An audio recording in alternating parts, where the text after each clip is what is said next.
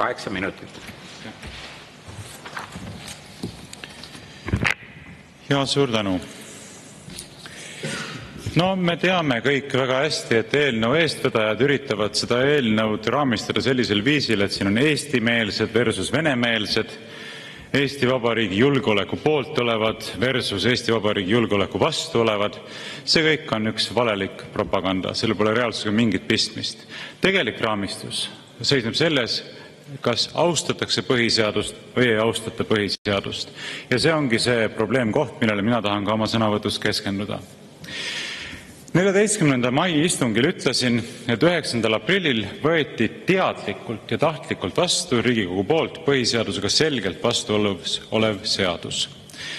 Teile ehk siis eelnõu eestvedajatele meeldib seda asjaolu varjutada ülevoolava valeliku retoorikaga, kuidas te kaitsete seda tehes Eesti julgeolekut. Aga see ei muuda reaalsust. Esiteks, julgeoleku argument ei ole mingisugune võluvits, millega võib õigustada põhiseaduse jalge alla tallamist. Ja teiseks, puuduvad igasugused faktid, millest nähtuks järeldus, et Eesti Kristlik Õigeusu Kirik ja Pühtitsa klooster kujutaksid endast reaalselt mingisugustki julgeolekuohtu Eesti Vabariigile. Tegelikult hoopis kasvatatakse julgeolekuohte, provotseerides ise konflikti, nii sisemist kui ka välist. Seda ei ole raske mõista. Eelnõu menetluse käigus toonitasin ma kõigil 3 lugemisel peetud kõnedes, et see eelnõu on põhiseadusega selgelt vastuolus. Paraku seda loomulikult kuulda ei võetud, nagu on tavaks kujunenud. Ja mis siis sai? Sai see, et 24. aprillil jättis president seaduse välja kuulutamata. Miks? Aga võtt, üllatus, üllatus, sel lihtsal põhjusel, et seadus oli ka presidendi hinnangul selgelt põhiseadusega vastuolus. President selgitas, tsiteerin, vastu võetud seadus pole kooskõlas põhiseadusega, kuna sellega loodud usuvabaduse ja ühinemisvabaduse piirang ei ole proportsionaalne. Kehtivas õiguses on usuliste ühingute tegevuse kontrollimiseks juba väga jõulised hoovad, mida tuleb vajadusel senisest rohkem kasutada. Võimalik on luua ka täiendavaid meetmeid riikliku julgeoleku kaitseks, ent ei saa kehtestada ebaselget ja ulatuslikku keeldu, mis tungib usu- ja ühinemisvabaduse tuumani ning pole demokraatlikus ühiskonnas vajalik, kuna selle eesmärgi saab saavutada teiste, see tähendab õigusi vähem piiravate vahenditega. Tsitaadi lõpp. Ehk siis ilmnes mis? Ilmnes see, et kogu selle projekti puhul on tegelikuks eesmärgiks olnud mitte Eesti Vabariigi julgeoleku ja põhiseadusliku korra tagamine, vaid Eesti Kristliku Õigeusu Kiriku ja Pühtitsa kloostri sundimine kanooniliste sidemete katkestamisele. Julgeolekuargument on olnud lihtsalt valelik fassaad, riigil aga ei ole õigust sellisel viisil usuvabadusest üle sõita.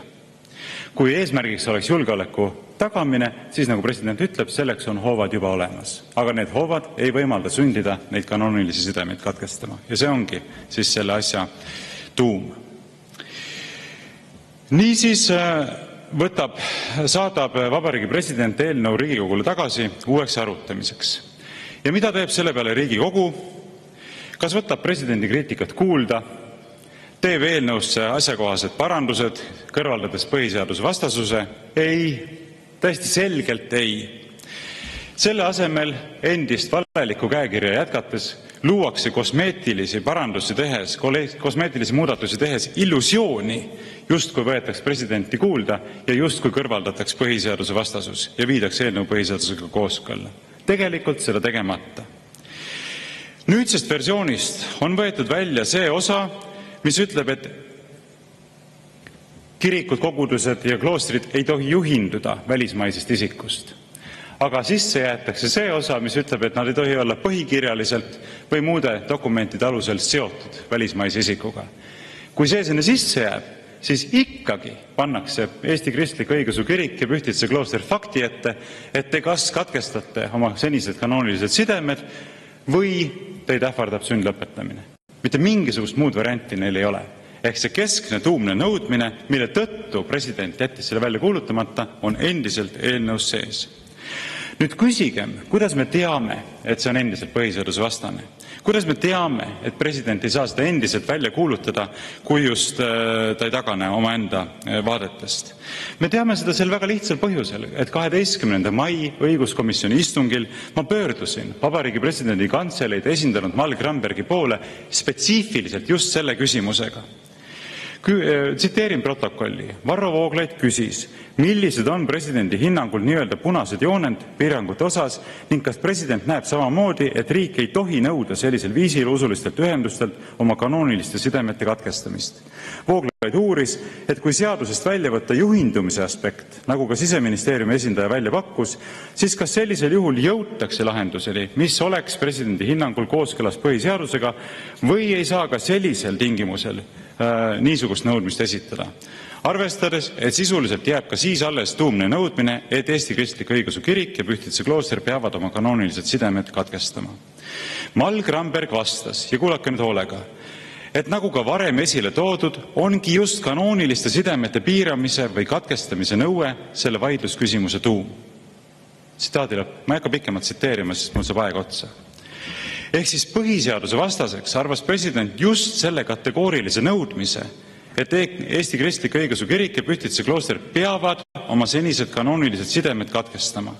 See nõudmine, nagu juba korduvalt öeldud, on ka praegusel kujul endiselt eelnõus sees ja selle üle meil ju vaidlus puudub. Kõik tunnistame seda. See on endiselt seal sees.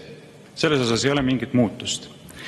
Ja kui president osutas esimesel korral, et Keskerakond ju esitas sellise muudatusettepaneku, mille puhul oleks see põhiseadusvastasus kõrvaldatud, siis nüüd me oleme samas olukorras. Ka nüüd on Keskerakonna poolt tulnud vastavasisuline muudatusettepanek ja varsti me hääletame seda ja suure tõenäosusega eelnõu eestvedajad saadavad selle prügikasti.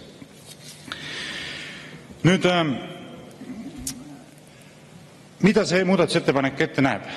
Näeb seda, et kui kanooniliste sidemete kaudu peaks antama selliseid suuniseid, selliseid juhiseid, mis ohustavad Eesti Vabariigi julgeolekut või põhiseaduslikku korda, siis neid ei tohi järgida. Igati loogiline. Kõik on nõus sellega. Kellele selle vastu saab midagi olla?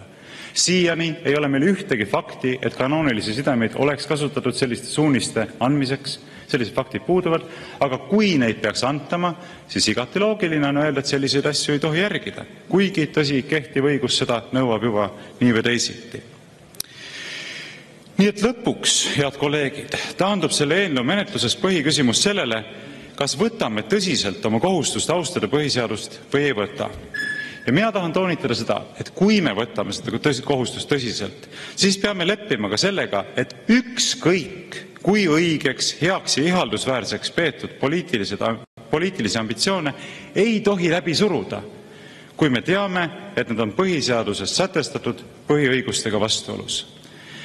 Igal juhul on selge, et kui Riigikogu võtab seaduse praegusel kujul vastu, siis võetakse juba teistkordselt vastu põhiseadusega selgelt vastuolus olev seadus ning piinlik olukord muutub veelgi piinlikumaks. Kõik eelnevat silmas pidades annan Eesti Konservatiivse Rahvaerakonna fraktsiooni nimel üle ettepaneku katkestada eelnõu teisel lugemisel. Aitäh!